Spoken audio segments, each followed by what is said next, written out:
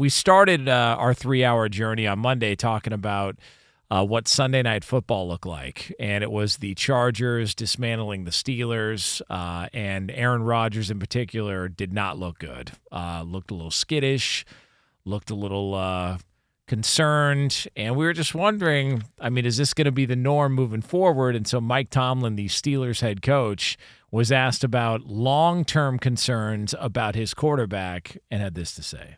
I'm not going to, chalk it up to an off night, but there are no long-term concerns. I'm just not going to allow your words to be my words. That's all. Sunday night was what it was, but I have no long-term reservations about his ability to play the position and play the position at a high level for us.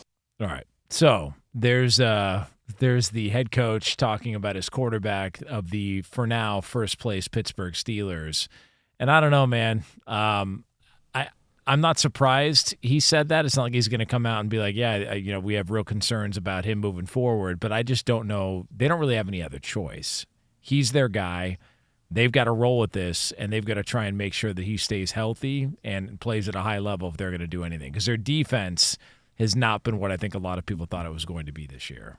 No, not for what they're paying their defense. And I keep going back to this whole time to throw stat because it was evident watching it. Like it seemed like as soon as Aaron Rodgers got the ball in his hand, he wanted to get it out. He leads the league in that. He's getting it out faster than any other quarterback.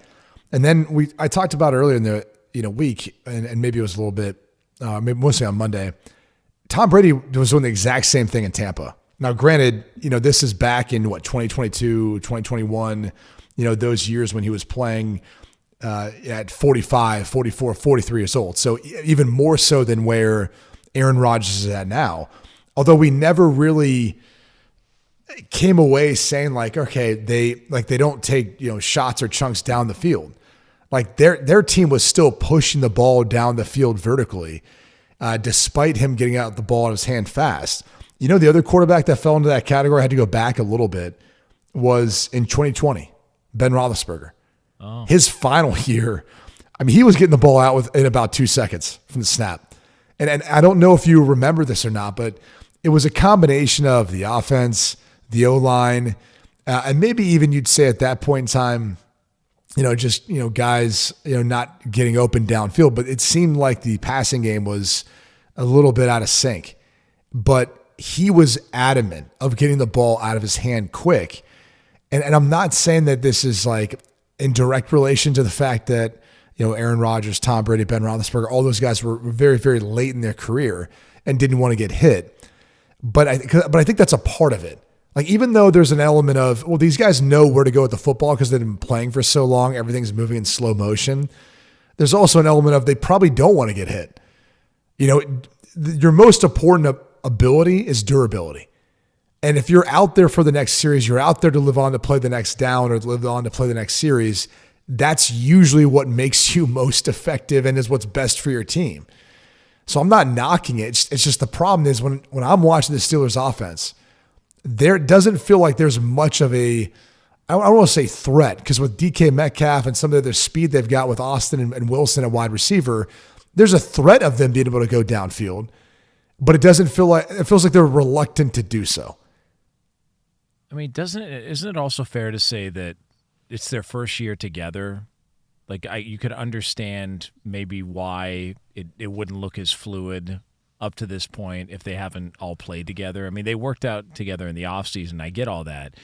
But I think there also is that. And yeah, I don't blame the guy for not wanting to get hit either. I've said it to you before. I don't like the part that would scare the F out of me if I was a quarterback is people at my feet, because I would just assume, somebody's going to roll into my knee and it's just going to cave in.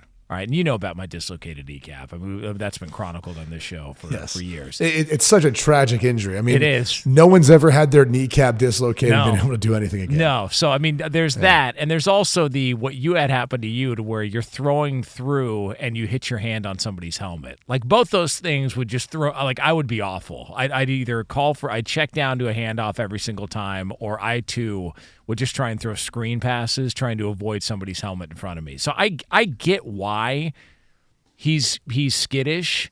I just wonder when they're talking about, and there was this report that came out a couple of weeks ago where they're saying, the Steelers are definitely open for him coming back next year.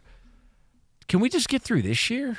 Like, can we just see where he's at this year? Because that Sunday night looked problematic. Like, and I know, like, Mike Tomlin can dismiss it and say, I don't have any long-term concerns, but it didn't look right. And I think everybody had the same takeaway to where that was one of the worst performances we've seen from Rodgers. Optically, it just didn't look right for him. And I also keep going back to what the identity of this team needs to be.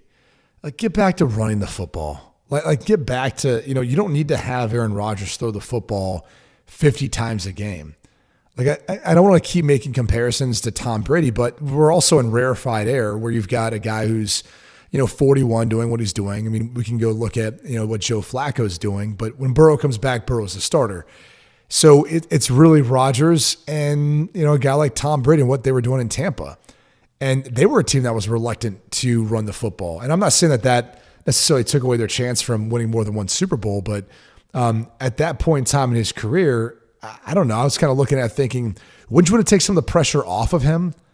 Or is your argument going to be like, hey, we finally got this guy? Like, or if it's Pittsburgh, it's been a while since we've had a Hall of Fame guy, right? There's a gap between Ben Roethlisberger and now Aaron Rodgers. So now that we've got him, we're going to use him and we're going to throw the football as much as we can because we trust him to make the right decision. We trust him to get it out of his hands and not get hurt. So I do wonder how much that plays into it. But you're right. I mean, it is the first year in this offense.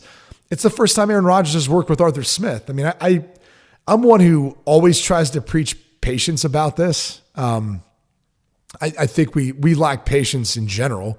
I think we've all gotten more impatient with things as we've gotten accustomed to being able to do things at a rapid pace. So that's a part of life, how we've all evolved.